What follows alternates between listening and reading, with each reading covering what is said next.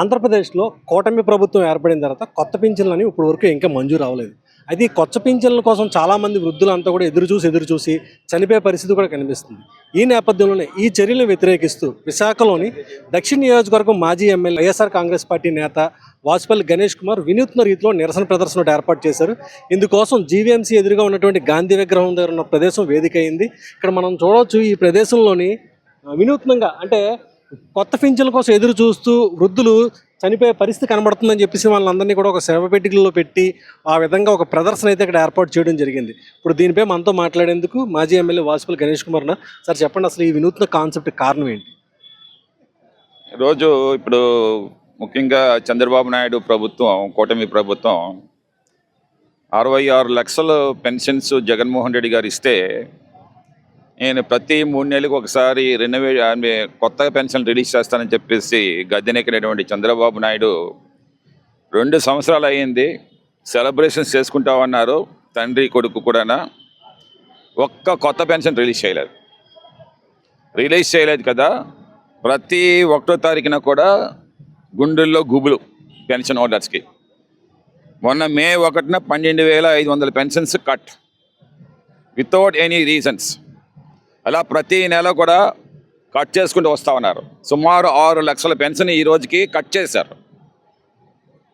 చేయడమే కాకుండా మీరు గమనించండి, ఈ 2 సంవత్సరాల్లో ఎంతమంది వృద్ధులు, ఎంతమంది ఈ ఎవరైతే ఈ కిడ్నీ పేషెంట్స్ కానీ, ఫిజికలీ హ్యాండిక్యాప్డ్ కానీ వీళ్ళందరూ చనిపోయారో, వల్నరబుల్ పీపుల్ ఎవరైతే చనిపోయారో అవన్నీ లెక్కేసుకుంటే ఒక సుమారు 5-6 లక్షలు ఉన్నాయన్నమాట.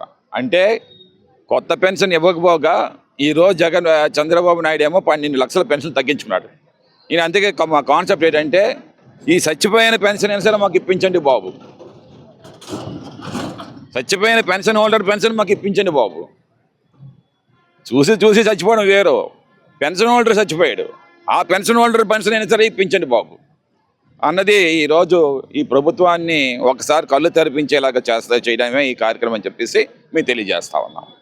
ఓవైపు రేపు జూన్ నుంచి ఎస్ఐఆర్ ఒకటి మొదలు పెడతాను అంటున్నారు. ఎస్ఐఆర్ మొదలు పెడితే చాలా మందికి పథకాలు కూడా పోయే ప్రమాదం ఉందని చెప్పి అంటున్నారు. మీరేమంటారు? ఇది వాస్తవము, ఇది కావాలని. అందుకని ఏంటంటే ఈరోజు ప్రభుత్వం నడపలేని పరిస్థితి వస్తుందన్నమాట. ఫైనాన్షియల్ క్రంచెస్ చాలా బాగున్నాయన్నమాట. జీడిపి ఎదుగుదల అసలు లేదు. భారతదేశ జీడిపి కూడా ఏంటంటే అంకెలు గారడీ చేస్తూ ఉన్నారు. చంద్రబాబు నాయుడు కూడా అదే గారడీ చేసి చూపిస్తూ ఉన్నారన్నమాట.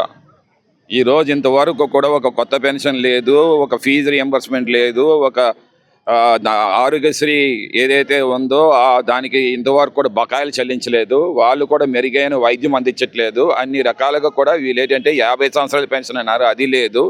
18 సంవత్సరాల తర్వాత ప్రతి ఆడపిల్లకి 1500 అది అన్నారు. నిరుద్యోగ వృత్తి అన్నారు, అది కూడా లేదు. ఇవన్నీ కూడా ఏంటంటే ఏ రకంగానే ఏరి తీసేవాలి. బడ్జెట్ని మళ్ళీ నడపాలంటే ఈ యొక్క రేషన్ కార్డులకు ఏరువేత మొదలు పెట్టాలని చెప్పేసి ఆ రకంగా ఏ రకంగా అయితే కోల్కతాలోని, వెస్ట్ బెంగాల్లోని 96 లక్షల ఓటర్లని అవర్ ఓన్ సిటిజన్స్నేమో they made refugees in our own country. Our own citizens they made refugees in our own country. ఇదే మాదిరిగా ఇక్కడ కూడా ఏంటంటే చేపడదామని చెప్పి ఎస్ఐఆర్లోనేమో అనుకుంటున్నారు. కానీ దాన్ని ఏంటంటే మేము ఎదుర్కొంటామని చెప్పి నేను తెలియజేస్తా ఉన్నాను.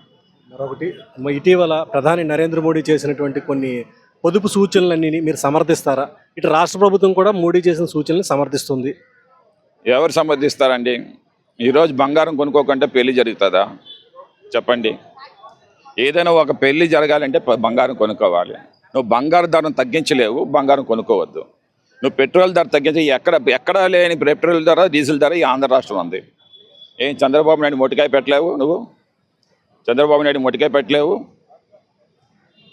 పక్క రాష్ట్రాల్లోనేమో తక్కువ ధర ఉంది, ఇక్కడ ఎందుకు ఇంత ధర ఉందని చెప్పేసి అంటే ఎంతైనా వడ్డించవచ్చు అన్నమాట. ఎలక్షన్స్ అయిపోయి ఈరోజేమో డీజిల్ పెట్రోల్ ధర పెంచేస్తున్నాం. సో డీజిల్ ధరలు పెంచడానికి కారకులు ఎవరు? Why you are not taking from the Russia నుంచి నువ్వు ఎందుకు తెచ్చుకోవట్లేదు ఈ యొక్క డీజిల్ చమురంతా కూడా? ఏదైతే అమెరికా పెట్టిన ఆంక్షలకేమో నువ్వేమో తలదించుతున్నావు. అది ఎవరి కోసం తలదించున్నావు? నీ ఆదాని కోసం. ఎవరికి తెలియదు ఇవన్నీ కూడా? ఇంటెలిజెన్స్ రిపోర్ట్స్ లేవా? ఆదాని మీద కేసులు ఎత్తివేయాలి అమెరికాలోని, యుఎస్లోని. ఆ ఎత్తివేయడం కోసం ఏం చెప్తే మీరేమో వారు చెప్పినవన్నీ కూడా తలుపుతా ఉన్నారు. Russia is there openly hand hold చేస్తామన్నమాట. చమురు ఎంత కావాలని తీసుకుని వెళ్ళాలని చెప్పేసి మన మిత్రదేశం. అలాంటిదేమో అక్కడి నుంచి తేకంటేనేమో ఈరోజేమో భారతదేశంలో ఉండే వాళ్ళకేమో ఆదివారం నాడు సెలవని, లేదనుకుంటే గ్యాసు వాడకండి, మీరు విదేశాలకు వెళ్ళకండి, మీరు ఇక్కడ ఉండే టూరిజం చేసుకోండి.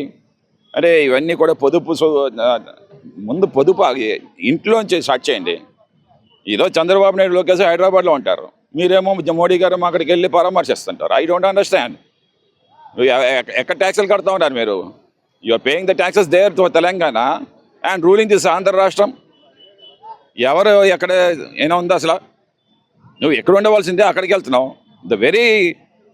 మీరు తెలంగాణ వెళ్ళి హైదరాబాద్లో వెళ్ళి అతను పరామర్శించినప్పుడు అనాలి, ఏంటి డిప్యూటీ సీఎం హోదాలోని ఒక సీనియర్ మంత్రి, అంటే ముఖ్యమంత్రి ఈ హైదరాబాద్లో మీరు ఏం చేస్తూ ఉన్నారు? What message will go to the people of Andhra Pradesh? ఇది రాంగ్ అని చెప్పాలా? అది లేదు. ట్యాక్సెస్ అన్నీ అక్కడికి వెళ్తాయి ఉన్నాయి. మనం అమరావతి అంటాం కదా, అమరావతిలో కట్టుకొని ఉండు, అమరావతిలోనే కట్టుకొని ఉండు. యూ షుడ్ ఫోర్సీన్ అని ముందే కట్టేసి ఉంచుకోవాలి కదా. సో ఇవన్నీ లేవన్నమాట.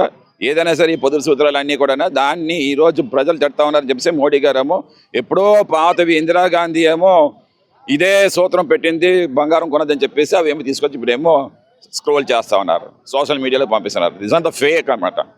Why Indira Gandhi should tell like that? బంగారం ఆ రోజుల్లోనేమో నాకు ఒక వచ్చినప్పుడే 1500, 2000 తులం. ఓకే, ఎందుకు చెప్తారు?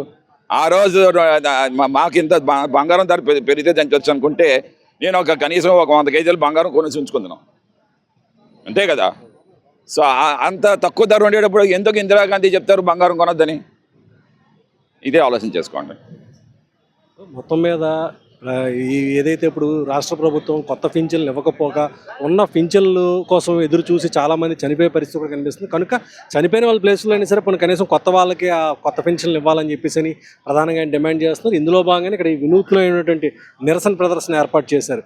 ఒక్కొక్కరిని కూడా అంటే ఇలాగ పెన్షన్ కోసం ఎదురు చూసి చనిపోయిన వారు అంటే శవపేటికల్లో పెడుతున్నట్టుగా ఇక్కడ ఒక ప్రదర్శన ఏర్పాటు చేయడం జరిగింది. ఇప్పటికైనా రాష్ట్ర ప్రభుత్వం తెలుసుకొని తక్షణం కొత్త పెన్షన్లు విడుదల చేయాలని ప్రధానంగా ఆయన డిమాండ్ చేయడం జరుగుతుంది. అదేవిధంగా ఎస్ఐఆర్ను కూడా వ్యతిరేకిస్తామని చెప్పి అలాగే మోడీ ఏదైతే ఇటీవల విడుదల చేసినటువంటి నీతి సూత్రాలన్నీ ఉన్నాయో